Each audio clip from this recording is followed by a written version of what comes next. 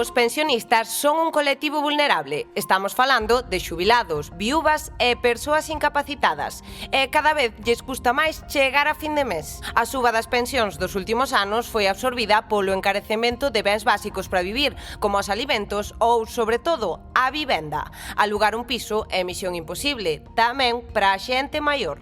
O mes pasado coñecíamos no termómetro a historia de Juan Carlos, un vigués que perde ata o 70% da súa pensión só en ter un teito baixo que vivir. Yo gano 1.048 euros de pensión, 700 de piso, tú lo vistes, luchando y comiéndolo mal, cosas básicas.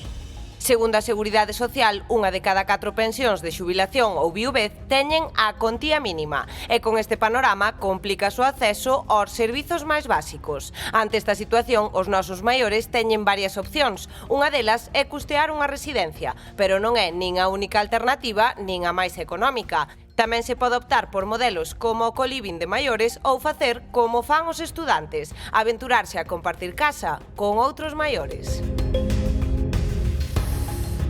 Claro, porque imos a botar contas, Bernardo, como pode cundir, non? Unha pensión de xubilación, como distribúen os gastos? Pois imos tomar por caso, Rocío, unha pensión contributiva media aquí en Galicia e poñemos de cantidade 1.250 euros, brutos, vale? Supoñamos que a persoa non ten vivenda en propiedade, polo tanto paga alugueiro, que vive soa, sen cargas familiares e que leva unha vida austera pero digna. Como sería a simulación dese orzamento mensual? Pois o gasto máis elevado, por suposto, sería o alugueiro. Poñamos 500 euros por unha vivenda modesta, que variará en función da vila ou da cidade, claro. Facturas, electricidade, auga e gas, 100 euros. Internet e móvil, outros 30. Alimentación, ir ao súper durante todo o mes. Poñémoslle 250 euros. Farmacia e saúde, outros 60. Transporte, 40 euros. Lecer e cultura, 40 euros. E roupa e calzado, 50 euros. Estes gastos básicos sumarían 1.080 euros.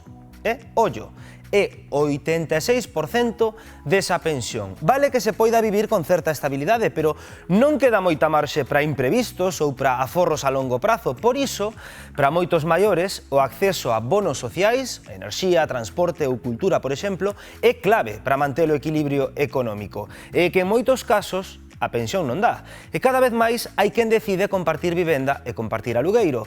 Imos coñecer o caso de Demetrio, Derino e Viviano. Queden con estes 3 nomes. Os 3 conviven felices nunha casiña da Ponte Nova, en Lugo, sen horarios e, por suposto, axudándose entre eles. Óscar Cruz foi ata alí a romperlle a rutina amablemente. Ola, Óscar, que ninguén lles fale de irse para unha residencia, non?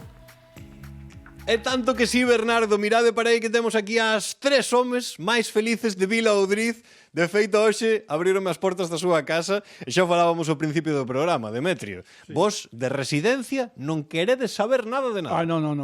Aquí estamos livres, estamos na nosa casa. Este é a nosa casa, te pagamos un alquiler por ele, este é a nosa casa e non temos que levantar, non temos horario para levantar, nin para comer, nin nada. Somos libres e livres onde queremos. É moi ben aquí, nunha residencia non... Sobre todo tendo salud, como temos que estamos aquí, de momento. Como tedes que ben se vos ve, pero claro, como se vos deu por xuntarvos e vivir así?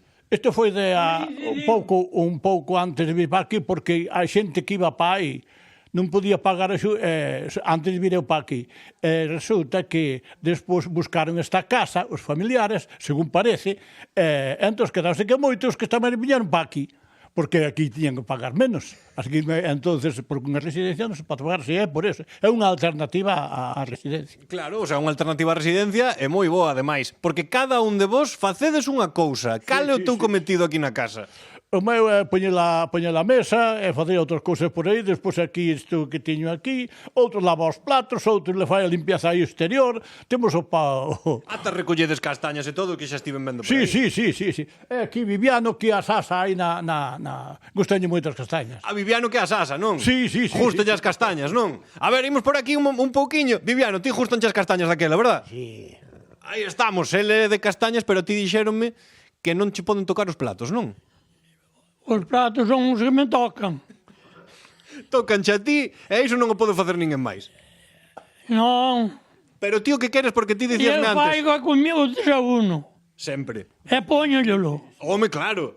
Sírvenos o Aí está. desayuno, sí. Sírvenos o desayuno, el. E levantas antes que a naide, Levántase antes que nadie, porque él é madrugador, amigos, pero él é trasnochador. A cama pola mañá gustame bastante, sí. Sí que sí.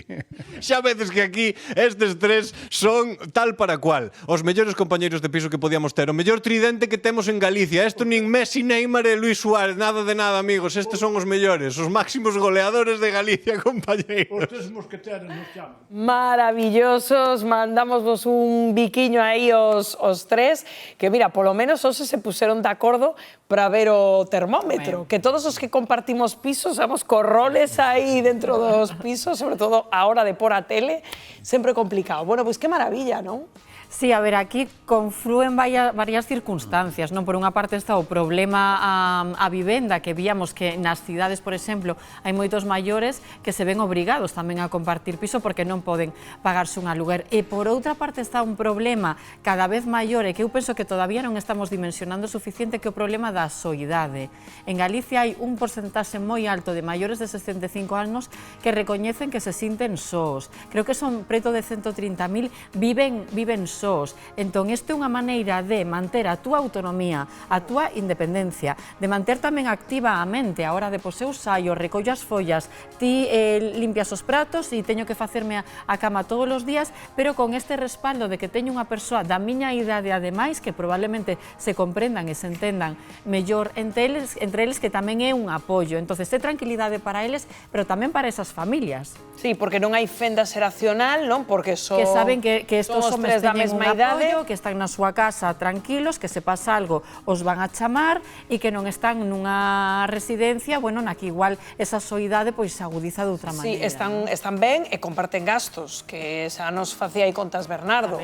Esa é unha parte importante, o tema dos gastos, evidentemente, non facía Bernardo aí, 500 euros é unha cantidade moi importante, pero neste caso o que vexo máis interesante é a solidaridade que teñen entre eles, non? Sí, que eran máis riquiños imposible. As tres persoas moi diferentes, non? Realmente, compartían idade, pero cada un tiña aparentemente os seus problemas, non? Un levaba voz cantante, cada un repartían, non? Eran capaces de compartir as tarefas diarias e todo eso é fundamental, non? Eso é maravilloso. Son maravillosos, pero tamén demostra que aquí está habendo un problema na sociedade. En primeiro lugar, hai menos propietarios, o sea, normalmente a xente maior ten a súa propiedade, agora xa non, ese fenómeno de ter a propiedade está desaparecendo, e mirade que España era o país, se non recordo mal, da Unión Europea con máis vivendas en propiedade, que o normal aí afora era alquiler. Agora estamos adquirindo, digamos, esa dimensión máis europea de alquilar, incluso hasta xente máis maior, non? E logo, ademais, hai que ter en conta que outro gasto adicional agora, en moitos casos dos maiores, é axudar aos seus fillos, que se quedan sen traballo, que non poden alquilar, é un gasto adicional. Eso está conlevando tamén que os maiores, incluso estamos vendo, compartir piso.